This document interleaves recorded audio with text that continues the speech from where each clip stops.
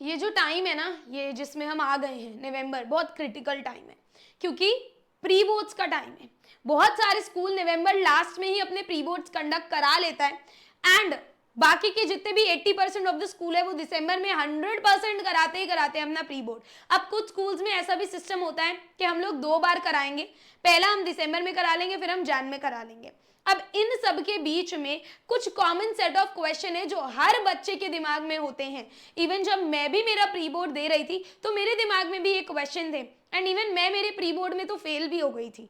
ठीक है, अब वो स्टोरी क्या थी वो मैं तुम्हें आगे बताऊंगी, ये मत समझना कि अरे मैम तो फेल, नहीं नहीं ऐसा कुछ नहीं था। असली रीजन क्या था, क्या चक्कर था वो कि मेरी पूरी क्लास ही फेल हुई थी, उसमें खाली मैं नहीं थी।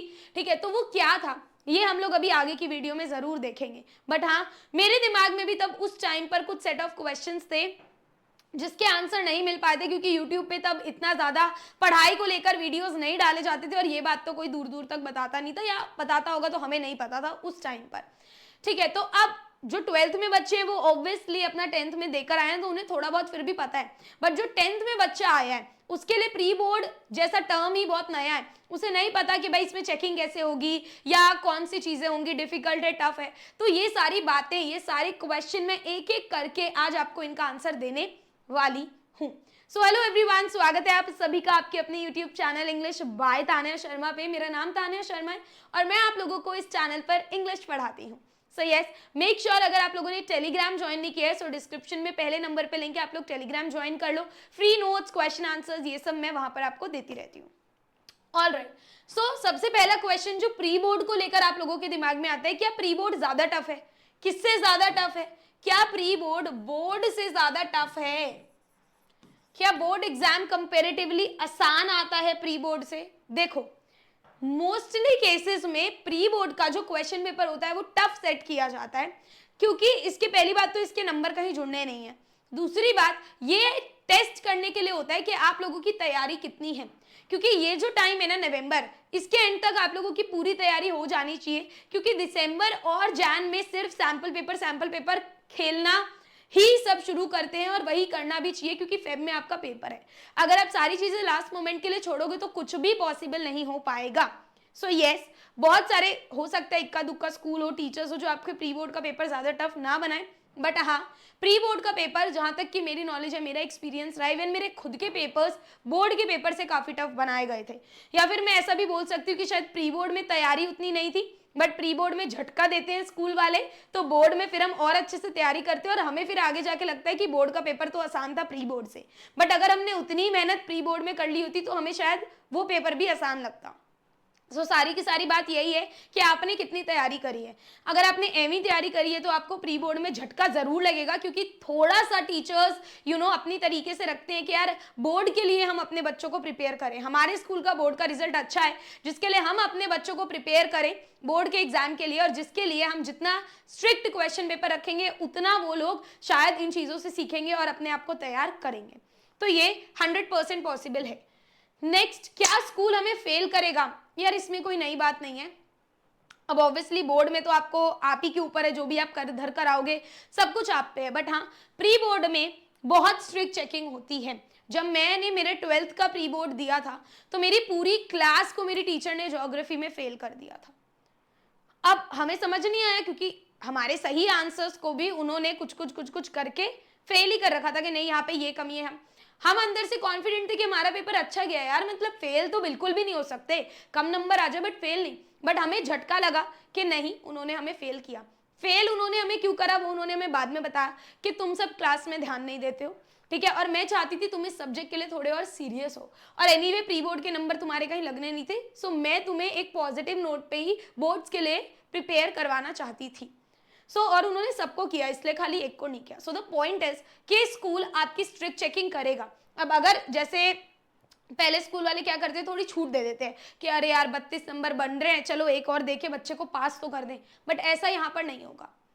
हाँ, आपकी बहुत ही ज्यादा अच्छी दोस्ती है, वो टीचर पे डिपेंड करता है कि वो करेंगे कि नहीं, बट जनरल केस में ऐसा नहीं होगा। प्री बोर्ड में थोड़ा सा रखा जाता है हाथ टाइट कि नहीं भाई, बच्चे को हम लोग उसी तरीके से मार्क करें जैसे कि वर्स्ट केस में बोर्ड में हो सकता है, तो बच्चे को तब झटका ना लगे। ठीक है, तो ये बिल्कुल पॉसिबल है कि अगर आप कुछ पढ़ लग के नहीं जाओगे तो स्कूल फेल करेगा।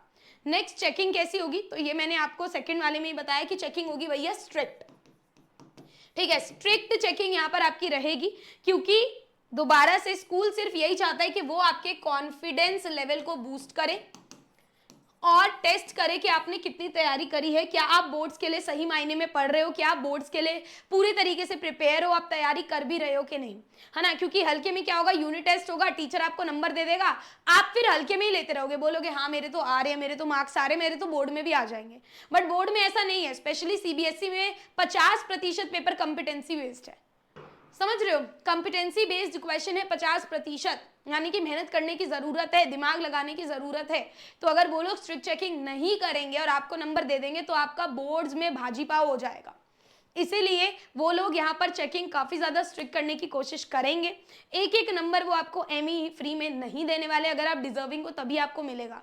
तो हाँ, बोर्ड का पेपर प्री बोर्ड से थोड़ा सा इजी ही आता है, बट आपको बिल्कुल भी ऐसे बिल्कुल फेल नहीं जाना है कि मैं तो प्री बोर्ड के लिए पढ़ूंगा ही नहीं, क्योंकि बोर्ड में तो आसान आएगा एनीवे।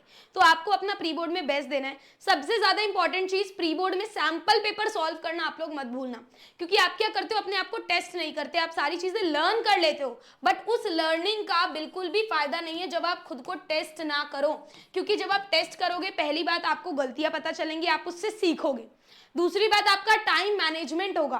वो जो बार बार आप बोलते हो ना कि यार मेरे से मेरा टाइम मैनेज नहीं होता, पेपर छूट जाता है, वो सारी चीजें नहीं होंगी।